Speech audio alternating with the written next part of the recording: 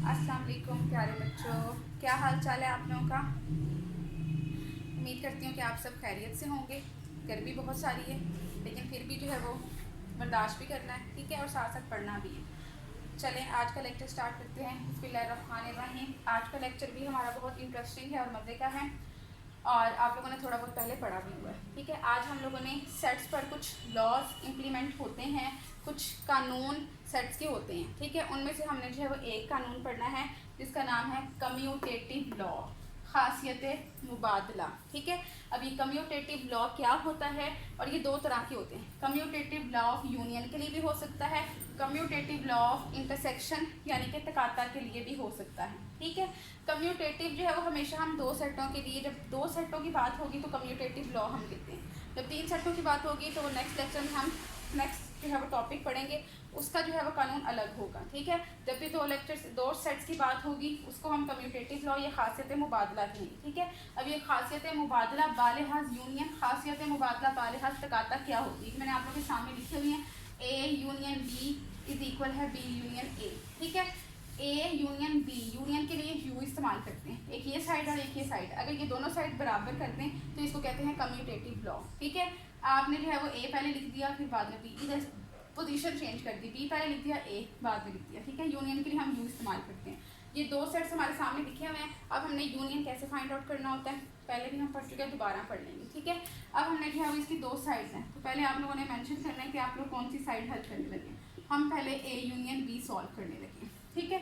ए union B को हमने solve करना है तो हमारे पास जो दिए गए सेट्स हैं उनमें पहले इधर ए लिखा हुआ है तो ए लिख लेते हैं। बीच पे कौन सा निशान है इसके, यू, तो यू लिख लिया, और फिर बी की वैल्यू सारी लिख लेते हैं,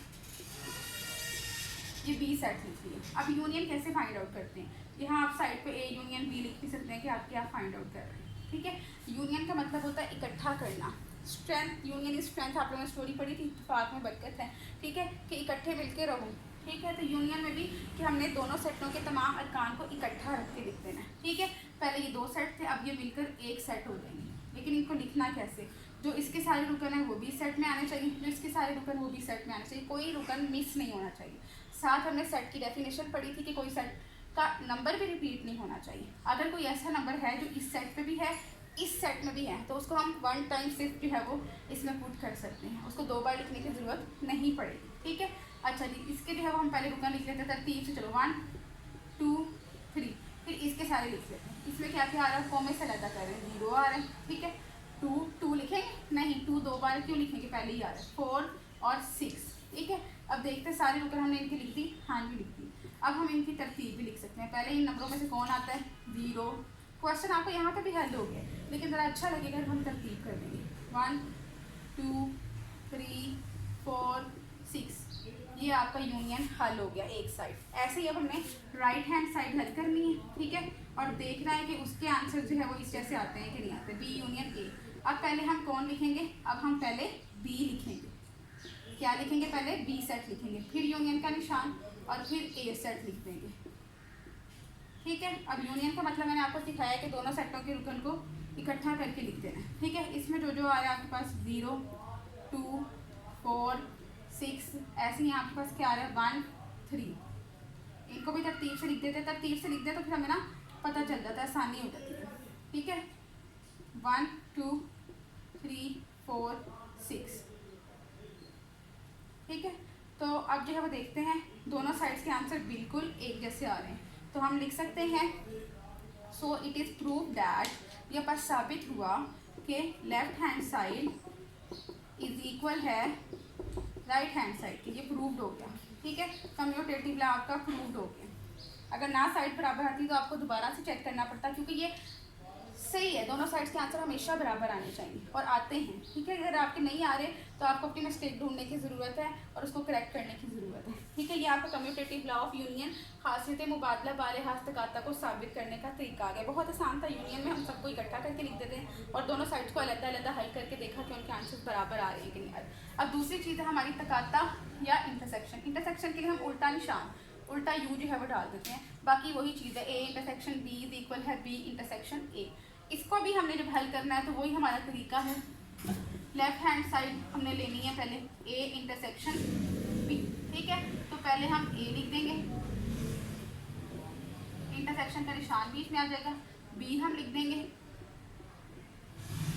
अब इंटरसेक्शन कैसे लेते हैं बेटा? इंटरसेक्शन में हम देखते हैं दोनों सेटों के अंदर कौन से ऐसे नंबर हैं जो एक जैसे हैं, जो मुश्तरिक हैं, जो कॉमन हैं। आपने वो नंबर ढूंढने हैं जो दोनों सेटों के अंदर आ रहे हैं, ठीक है। अब देखते हैं 1 इसमें है, इसमें नहीं है, ये कॉमन नहीं है। 2 इसमें है, इसमें भी है, तो हम 2 लिख सकते हैं, ठीक है।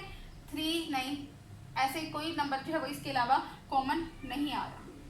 और हो सकता है कोई ऐसा सेट भी हो जिसमें कोई रुकन कॉमन ना आ रहा हो, तो आपने उसको लिख देना कि खाली सेट उसका आंसर आ रहा है, ठीक है। एक से ज़्यादा जितने भी आपके कॉमन आ रहे हैं, मुश्तरिक आ रहे हैं, जैसे आ रहे हैं, वो आपने लिख लेने। अब हम राइट हैंड साइड को देख लेते हैं। राइट हैंड साइड में हमारे पास क्या है? बी इंटरसेक्शन ए, सिर्फ पोजीशंस का फर्क है, ठीक है। ये हमारे पास ए यूनियन बी आया था। अब बी इंटरसेक्शन ए यानी कि पहले किसको लिखेंगे हम? बी सेट को पहले लिखेंगे, ठीक है। इंटरसेक्शन ए हमारे पास क्या है? 1 2 3। अब भी सेट तो वही है, तो कॉमन तो वही चीज़ आनी है, ठीक है। इससे आसान सवाल क्या हो सकता है?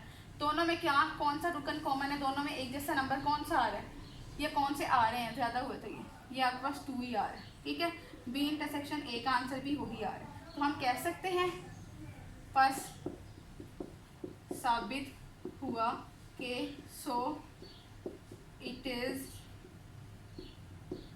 Verified that left hand side equal है राइट हैंड साइड की, ठीक है।